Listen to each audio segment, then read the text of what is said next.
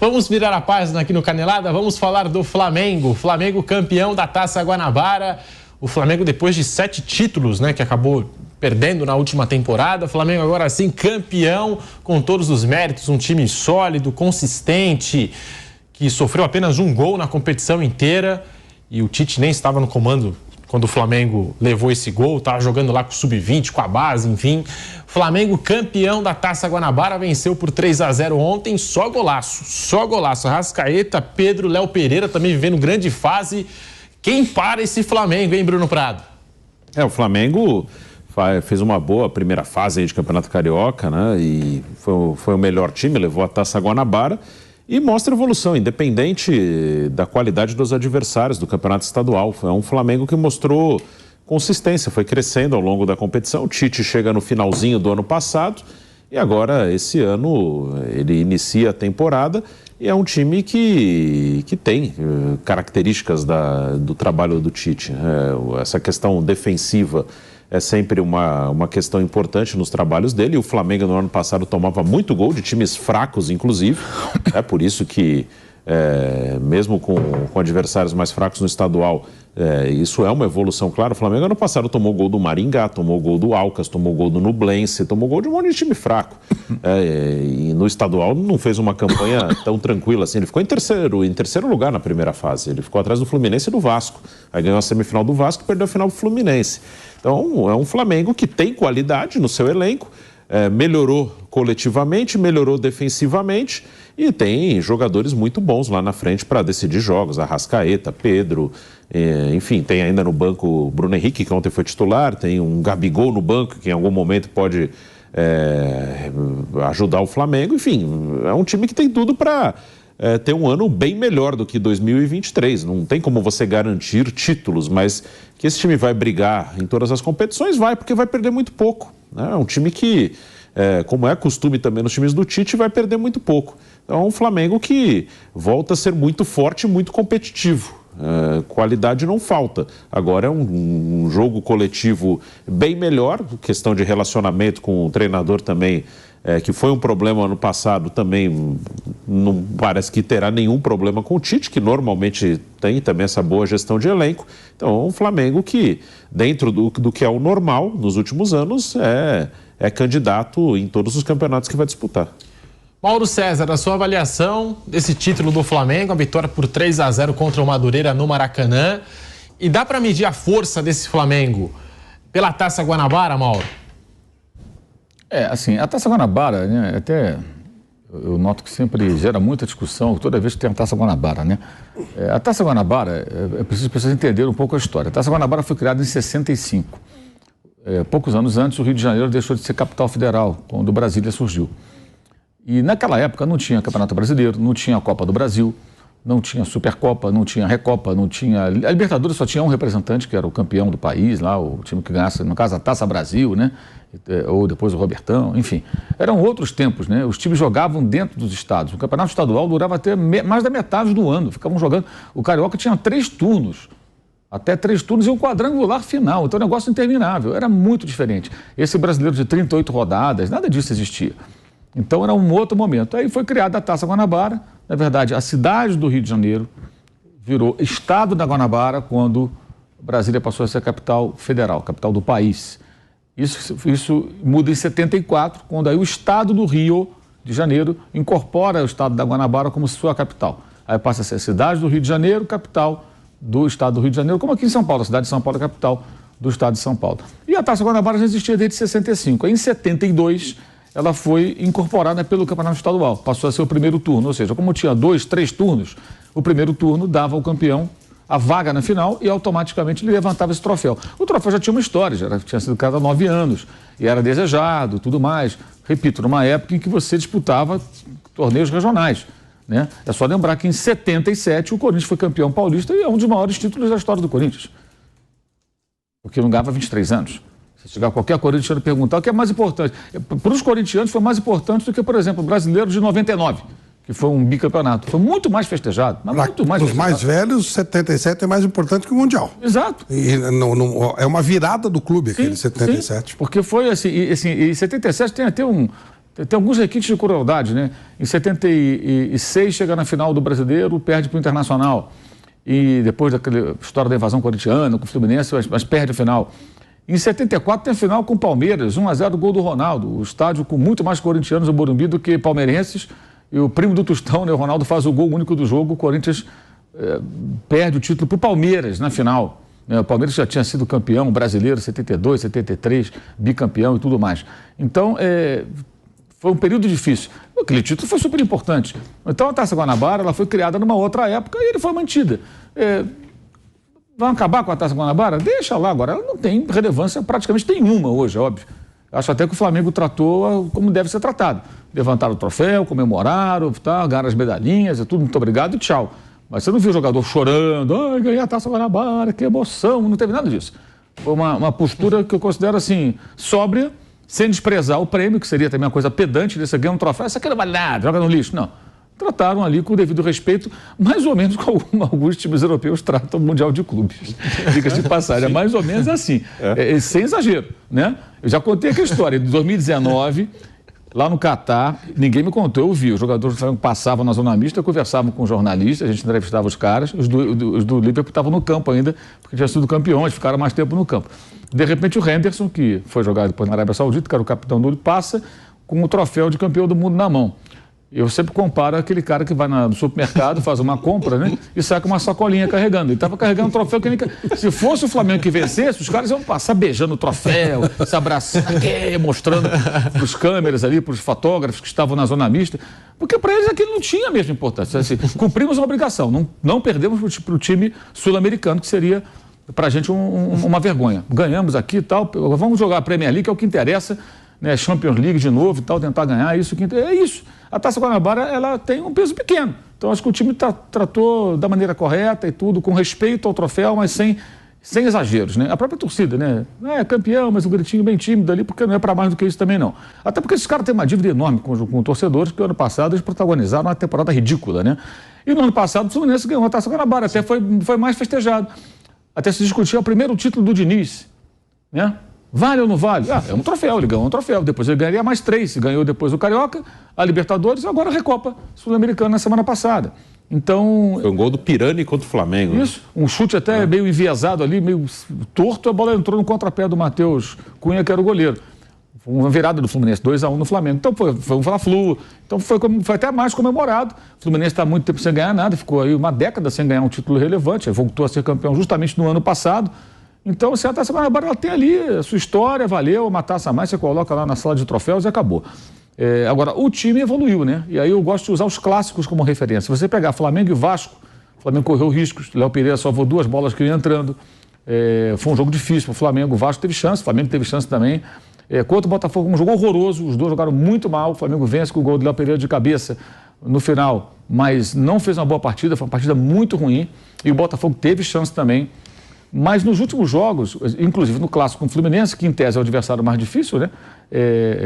No campeonato, o Flamengo venceu jogando bem, o Fluminense não teve nenhuma chance de gol, assim, jogada criada. Teve um chute do Alexandre e uma falta que o Aras bateu no meio, mais nada. E mesmo os pequenos não estão criando mais chance. Os pequenos chegavam, Volta Redonda, algumas rodadas mandou bola na trave. Ontem teve uma chance lá do Madureira, mas já no final do jogo ali, uma bola alçada, que foi escorado no direito, até o Rossi estava na bola.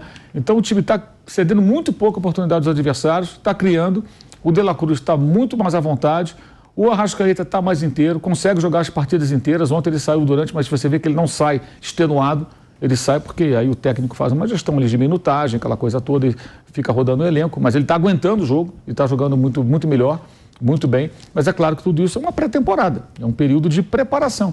Mas o time já adquiriu durante essa Taça Guanabara uma cara, uma forma de jogar, a torcida já está entendendo como funciona, não toma gol, né? Assim, não toma gol e não cede muita chance, é importante frisar. Às vezes você tem um time que não toma gol há vários jogos e o goleiro brilha em todas as partidas. O Rossi não tem feito muitas defesas, né? Ele tem trabalhado bem pouco. E o Pedro, que é o centroavante, tem 10 gols em 10 jogos. No estadual, 8 gols em 8 jogos, né? Ontem, inclusive, com um gol que foge até aquela ideia do centroavante passivo, que fica esperando a bola chegar. Ele intercepta uma bola mal atravessada em frente à área do Madureira, de cabeça ele consegue interceptar a bola, na sequência, na saída do goleiro Mota, ele manda para o gol. E depois o Léo Pereira fez um gol de falta, que é uma coisa raríssima, até muita gente ficou associando ao Zico, porque hoje é aniversário do Zico, né, 71 anos, é Natal, dizem os rubro-negros. E ontem o Léo Pereira bateu uma falta ao estilo do Zico, né, muito bem cobrado, coisa raríssima nesse Flamengo, que tem pouquíssimos gols de falta. O último tinha sido marcado pela Arrascaeta ano passado contra o Atlético, naquele jogo que o Pedro foi agredido pelo preparador físico do Sampaoli. Foi o primeiro gol, foi o gol de empate naquela oportunidade lá no estádio Independência. Então, acho que foi uma boa Taça Guanabara do Flamengo, bom primeiro turno. Agora não tem mais experiência, não tem mais teste. Vai ter que enfrentar aí adversários em mata-mata, né? Entra com uma vantagem na semifinal. O regulamento bizarro também, que dá vantagem na semifinal, mas não dá vantagem na final. É esquisito isso, do ano passado também foi assim. E agora vai esperar os jogos de hoje, né? Tem o Vasco contra a Portuguesa, tem o Volta Redonda contra o Nova Iguaçu, né? E o clássico entre Botafogo e Fluminense. Fluminense e Botafogo, jogando no Maracanã. Então o Botafogo não depende dele, o Botafogo precisa vencer o Fluminense e secar o Vasco, né? Para conseguir a classificação. E o Vasco, no momento, é o quarto colocado, mas as posições podem mudar em função desses resultados. E pode dar até um fla-flu. Se o Vasco vencer o seu jogo, o Nova Iguaçu vencer o seu jogo e o Botafogo derrotar o Fluminense, é provável, mesmo por um gol, que o Vasco tenha, aí empata em saldo e o Vasco pode ter mais gols marcados e superar o Fluminense, e aí o Fluminense pode ficar em quarto. Então, os jogos de hoje podem reservar alguma surpresa, né? E o Botafogo ameaçado de novo de ficar fora da semifinal, o que tem sido uma rotina, por sinal, né? O Botafogo, nos últimos 5 anos, só se classificou uma vez para a semifinal do Campeonato Estadual, mesmo depois de virar SAF. E focado na Libertadores, até o John Textor tuitou ontem, vai entrar com o time reserva. O Flamengo encerrou o jejum de títulos, venceu a Taça Guanabara. A sua avaliação é como disse o Mauro, né? A Taça Guanabara não tem assim aquele peso, mas é um título importante para a confiança desse grupo do Flamengo, para a confiança do Tite, para deixar o time do Flamengo com o peito estufado para as competições, que aí sim, né, tem o peso, e o Flamengo entra na temporada buscando Libertadores, Campeonato Brasileiro, Copa do Brasil. O que falar desse título da Taça Guanabara, Flávio Prado? Olha, foi muito importante não ter perdido a Taça Guanabara, mais do que ganhar. Se o Flamengo perde essa taça, que não tem grande relevância, nem a Taça Guanabara, de novo, ano passado já não ganhou nada, esse ano não ganhou outra vez. Se ganhar só a Taça Guanabara também não ganhou nada, é a mesma coisa. Mas precisava ganhar até porque é o normal. O Flamengo, por exemplo, o que acontece com o Palmeiras em São Paulo, ele está muito à frente dos outros. Então, o normal seria ele ganhar. E ele ganhou, ele cumpriu a parte dele. O time está melhor, o time está mais ajeitado, deve ser protagonista em todos os campeonatos importantes que disputar e passou, por isso, ganhar essa competição. Mas realmente é mais importante não ter perdido, porque daria mais bochicho do que exatamente ter ganhado.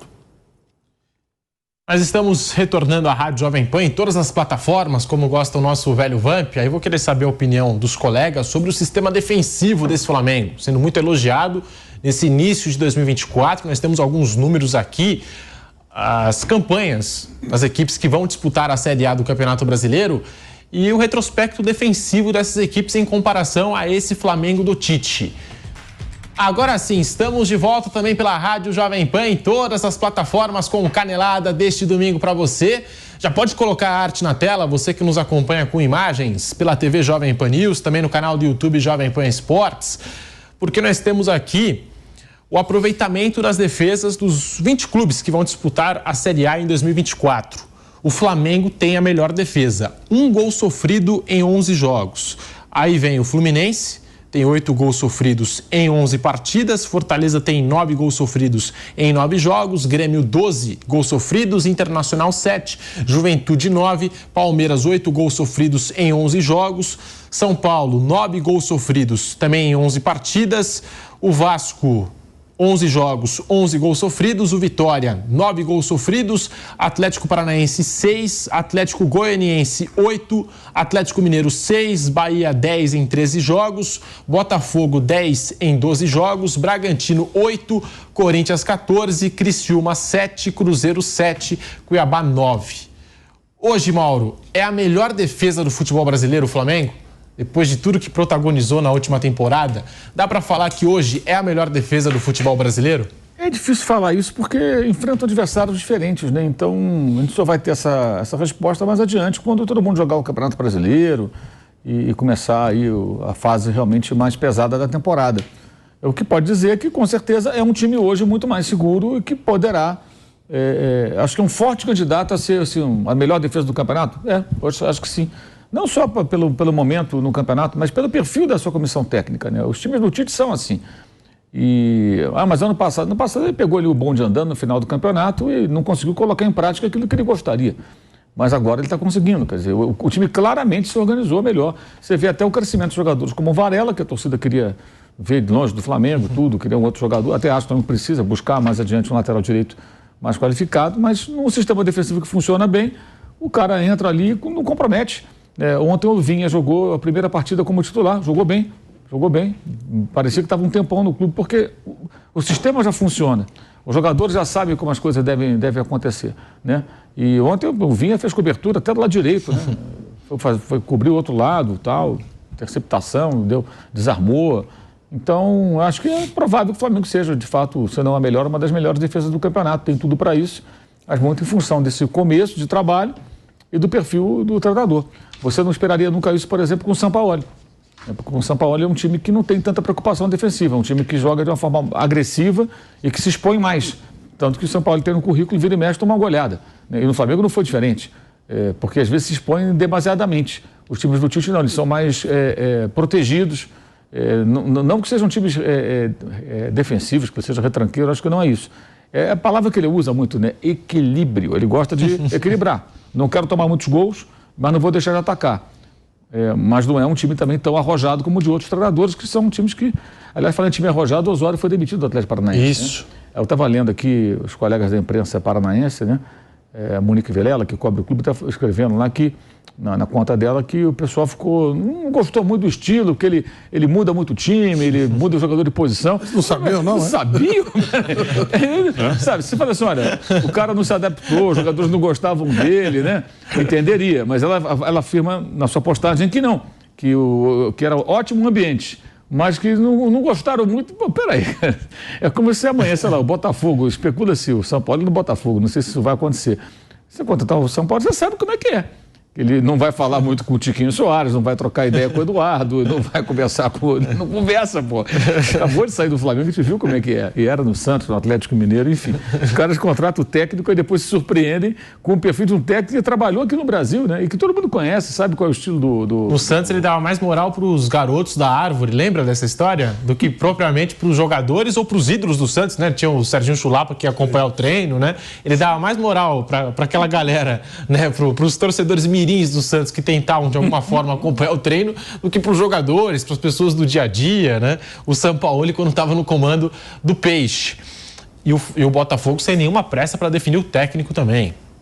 A essa altura da temporada, o John Textor, o pessoal ali está falando que não tem. Ele era aqui do Bragantino, ele fez vários cursos na Europa, ele, não sei, não acredito que ele seja o treinador, mas ele fez, na estrutura, né, trabalho da empresa, ele fez vários cursos, ele fez várias... se preparou muito, inclusive na Europa. E aí, quando ele pediu demissão, o pessoal estranhou e tal. Aí ficaram meio bravos com ele aqui. Pô, usou todo o nosso curso para trabalhar em outro lugar e tal. O nosso porcário estava falando sobre isso. E agora vamos ver, de repente, se ele funcionar, pode ser, né? Pode ser que se dê uma chance a ele, não sei. Ô Flávio, um gol sofrido até aqui do Flamengo é a melhor defesa hoje do futebol brasileiro? Eu acho que você olhando individualmente está entre as melhores, a outra é do Palmeiras, até pela individualidade. Se você tiver um sistema bem feito e com os jogadores que o Flamengo tem, ela será uma defesa competente. Mas se você quer a melhor, a gente tem que realmente esperar antes de qualquer coisa, porque seria muito precipitado falar que em cima de um campeonato carioca você tem a melhor defesa do campeonato, então, do futebol brasileiro.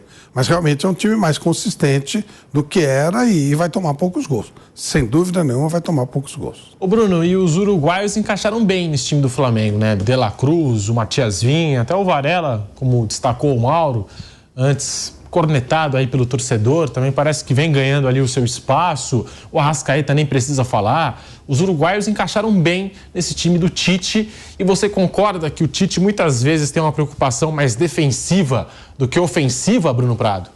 O Tite ele gosta de ter defesas seguras, mas é um treinador que evoluiu muito ofensivamente já tem um bom tempo, né? Ainda existe, por parte de algumas pessoas, aquela imagem, o Tite é um treinador que os times dele só defendem, não conseguem atacar. Isso já há um bom tempo não é uma realidade, né? O Tite já dirigiu equipes que atacavam muito bem. O Corinthians de 2015 é o exemplo que todos mostram, e é verdade, é uma evolução do próprio Corinthians anterior, ali de 2011, 12, 13. Então, é um treinador que eu acho que equilibra muito bem o sistema defensivo com ofensivo. Para mim, é o melhor técnico brasileiro, até com tranquilidade. E tem um elenco muito bom à disposição. Os uruguaios do Flamengo são todos jogadores de seleção, todos jogadores de Copa do Mundo. O Varela é um lateral que não tem essa característica de o tempo todo chegar no fundo, não é aquele lateral que ataca o tempo inteiro, é um lateral mais defensivo, que tem boa saída de bola. E a gente vê que essa questão da defesa do Flamengo, aí você inclui o Varela, o Léo Pereira já teve momentos que foi muito criticado, Fabrício Bruno, enfim, Ayrton Lucas, que é um lateral bem ofensivo, era uma questão mais coletiva do que individual, né? Individualmente todo mundo cresceu, quando o coletivo andou melhor, né? O Matias Vinha é um lateral com uma característica diferente do Ayrton Lucas, aí o Tite pode variar de acordo com o jogo, com o adversário. Então, é um time muito forte individualmente, que coletivamente está bem, e aí as individualidades vão crescer. Em algum momento parecia que o Léo Pereira era um péssimo zagueiro. Muito provavelmente porque as coisas não estavam funcionando bem no coletivo. E aí, individualmente, estoura no zagueiro, estoura nos jogadores. Agora, com um time melhor, o Léo Pereira chega a ser... Alguns até cogitam que ele poderia ter sido convocado para a seleção brasileira. Então, o Varela é a mesma coisa. Antes era um cara muito contestado, agora é um titular ali na lateral direita e ninguém está contestando o Varela. Então, aqui, o Flamengo tem ótimos jogadores individualmente, mas que se o coletivo não funcionar, eles não vão funcionar. E se o coletivo funcionar, eles vão crescer. Então é isso que está acontecendo. O momento que pode atrapalhar o Flamengo é Copa América. Se a gente tomar como base a convocação do Dorival, que levou o Ayrton Lucas, o Flamengo, por exemplo, ficaria sem lateral esquerdo na Copa América, perderia o seu lateral direito, perderia o meio-campo inteiro titular hoje, Pulgar, De La Cruz e Arrascaeta. Isso pode ser um problema naquele momento. E como você falou, Léo Pereira, seleção brasileira. O Léo Pereira está voando. Mas, muito bem. Como você chegou a citar a seleção, Bruno, e eu sei que você gosta de ver o circo pegar fogo, né? Já imaginou Militão e Léo Pereira na seleção brasileira? Você havia sugerido esses dias no Bate-Pronto. Poderia ter. Isso é uma baita dupla, né? Militão voltará assim que se recuperar, né? O Militão, assim que se recuperar, jogar 2, 3 jogos, ele vai voltar na primeira convocação. O Léo, não sei se terá essa oportunidade, mas ele está jogando muito bem, um bom zagueiro.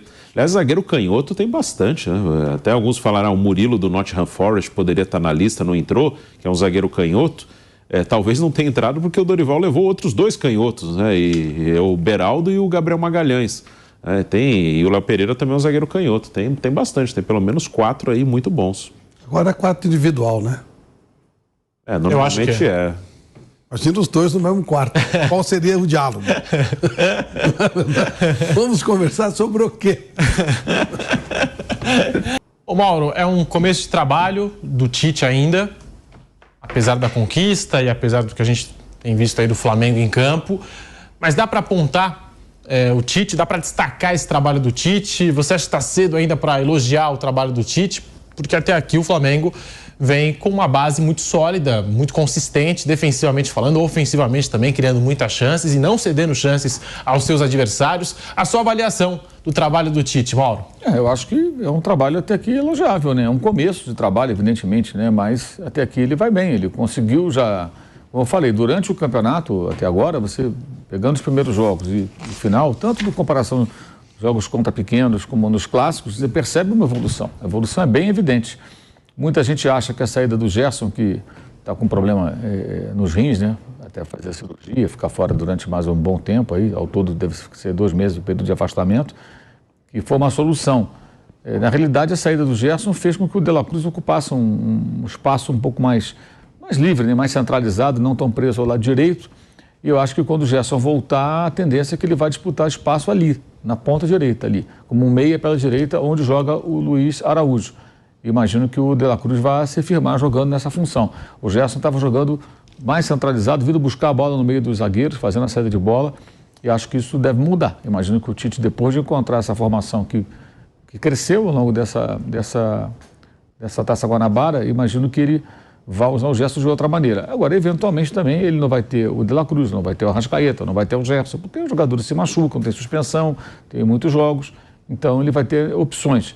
Mas creio que aquela ideia inicial do time com 2 atacantes e 4 homens no meio campo, um deles fazendo mais do lado direito, ela deve ficar em segundo plano, e quando o Gerson for brigar por espaço, eu acho que não vai ser naquela faixa que agora é ocupada pelo uruguaio, que dá muito mais dinamismo também ao jogo, né? Um jogador que tudo com ele é de primeira, ele trabalha com as 2 pernas, é um bidestro, então isso facilita muito, né? Já recebe, já toca, já distribui o jogo, as coisas saem muito rapidamente com ele ainda vai crescer bastante, tudo indica, mas o começo é bem promissor.